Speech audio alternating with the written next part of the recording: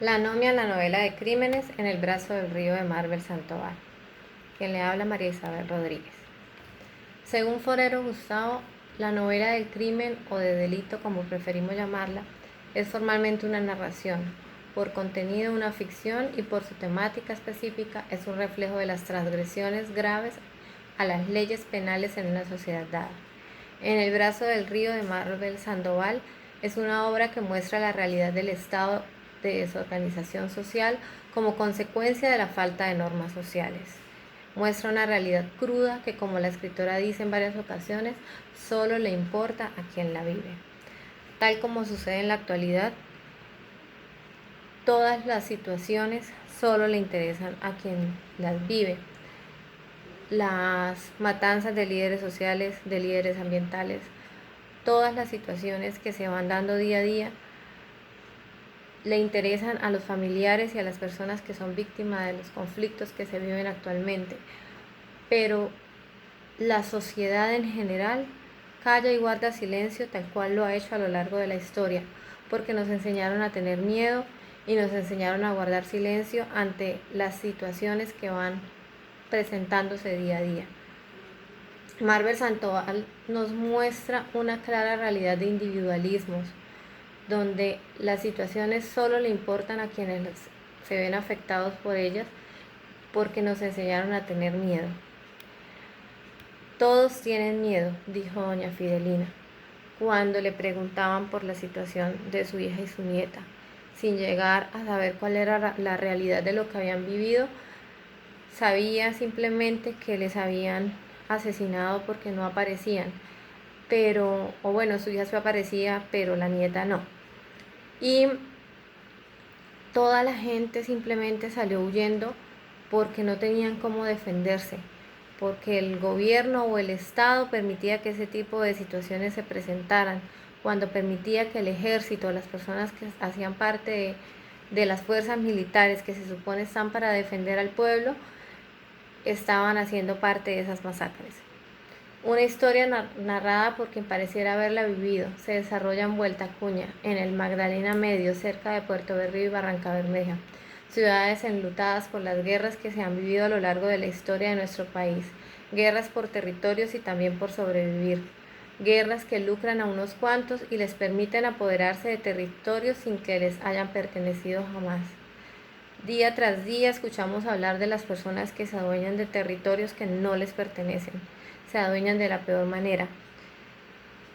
En todos los municipios de Colombia o en muchos municipios de Colombia se vio como los grupos paramilitares, en este caso que estamos hablando de los grupos paramilitares, llegaban y se tomaban las tierras, obligaban a los dueños de las propiedades a ir a buscar cantidades de dinero que eran imposibles de conseguir, y como no podían obtenerlas definitivamente, terminaban dando sus tierras a precios que no eran los reales, regalando sus tierras a personas que nunca habían pertenecido a esos territorios.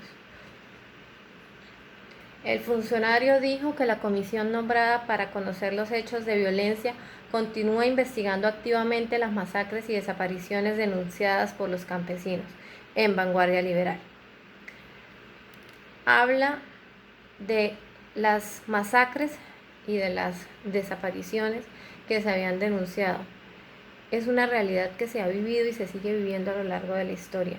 Muestra el interés, esta obra muestra el interés en el crimen, y es por eso que está catalogada entre estas obras de crimen.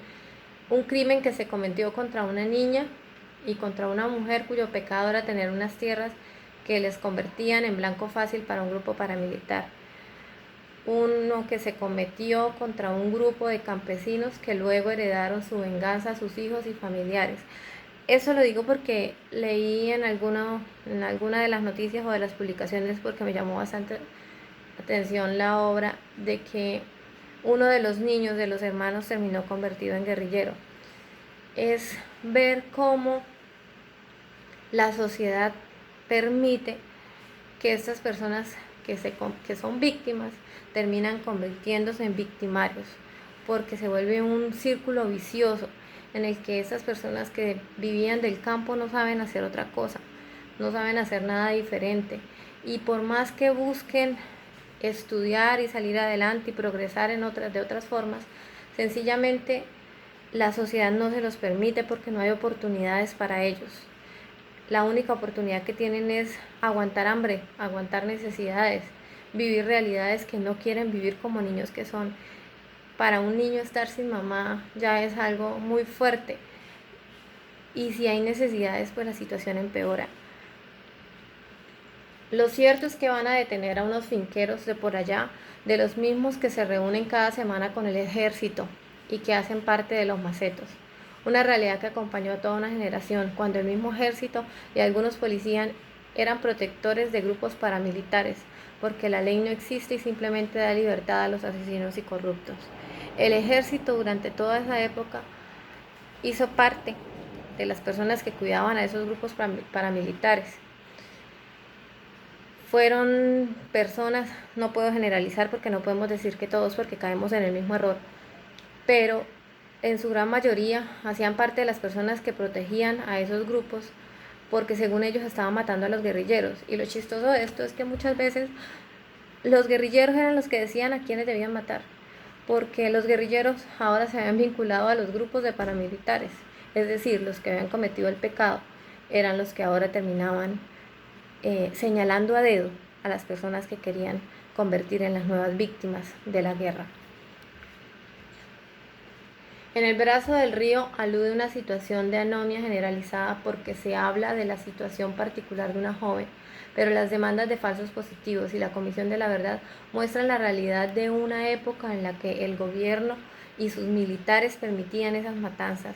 En muchas ocasiones eran los guerrilleros los que culpaban a simples campesinos de lo que ellos habían hecho. En una época de guerra es notoria la ausencia de leyes que procuren el bienestar de los más vulnerables. Las leyes no existen para esos dueños de tierras que deben abandonar sus hogares al anochecer y perder todo el trabajo de sus vidas, perder su capacidad laboral porque no saben hacer otra cosa que labrar el campo. No logramos establecer un culpable. El Estado, el ejército, las leyes, la madre de Paulina, el carnicero, la guerrilla, los paramilitares, todos hacen parte de ese grupo que ha expuesto la vida de una niña abusada y asesinada a merced de personas que creen que tienen el poder absoluto sobre la vida humana. Vidas que jamás han sido reparadas y que se convierten en parte del olvido. Vidas que algunas personas, como los hermanos de esa niña o los hermanos o la amiga de esa niña, quieren vengar de alguna manera, pero que definitivamente ni siquiera podemos llegar a las personas que realmente cometieron los delitos de los que los acusaron sin haber sido juzgados. El interés del escrito resalta la víctima del suceso claramente, pero quienes como yo han vivido la guerra se reconocen como víctimas, reconocen cada detalle de los aquí narrados. Guerrillas llegando a medianoche a los hogares, irrumpiendo la tranquilidad de los niños, balaceras que obligan a guardar silencio y vidas extinguidas frente a nosotros, paramilitares persiguiendo a nuestras hermanas como si fuesen prostitutas cuando apenas tenían 13 años, soldados apuntando a la cabeza de nuestros familiares porque querían convertirlos en falsos positivos. La víctima en la anomia de este país somos todos los habitantes de los municipios y de las veredas, obligados a vivir una guerra que no deseamos, y las personas de las ciudades obligadas a ver la pobreza extrema, pobreza a la que son expuestas esas personas que viven en el campo y que definitivamente no saben hacer otra cosa. Personas que solo saben labrar el campo y solo saben ordeñar una vaca para poder dar de comer a sus hijos.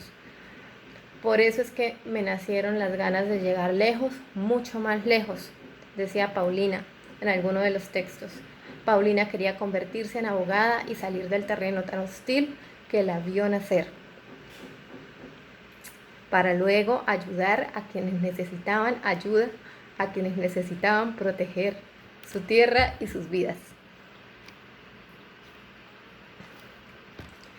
Definitivamente esta historia llega al alma de las personas que hemos tenido que vivir ese tipo de situaciones, porque ella no lo logró. Ella no logró convertirse en la abogada que quería ser y no logró salir del terreno hostil en el que nació.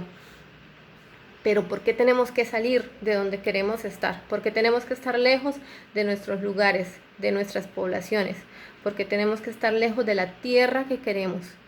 Simplemente porque unos grupos, primero unas guerrillas, luego unos paramilitares, el mismo ejército, el mismo Estado, no nos lo permitieron. Muchas gracias.